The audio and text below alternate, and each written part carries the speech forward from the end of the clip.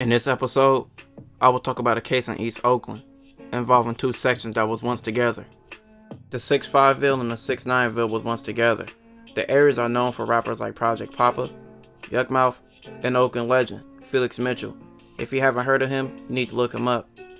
The 6'5 and 6'9 Ville will separate. They have not been cool for a while, once being like family, now being rivals, and both losing members in this war. I'ma cover a case that was a very unfortunate event in this war.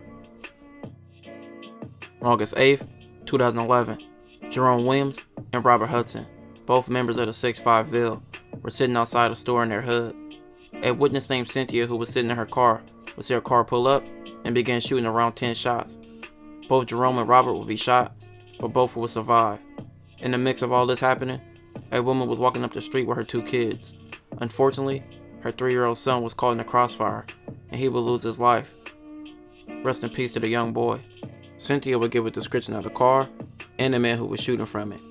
It was a nearby surveillance camera showing the car, and she'd identify it. Jerome Williams would testify and would say at the time, both 6'5 and 6'9 Ville had been at odds for around 15 years. He would say he didn't want to be labeled a snitch and didn't want to appear in court testifying on the 6'9 members. Jerome said he seen a car drive by and mug him. He said the driver was Willie Torrance. His name in the streets was Whoa or Little Will. He was from 6'9 Ville. Jerome said the car made a U-turn, and the next thing you know, he was shot. He would be shot in the head and the shoulder. Jerome later picked Willie out of a lineup at the hospital, but later recanted his statement.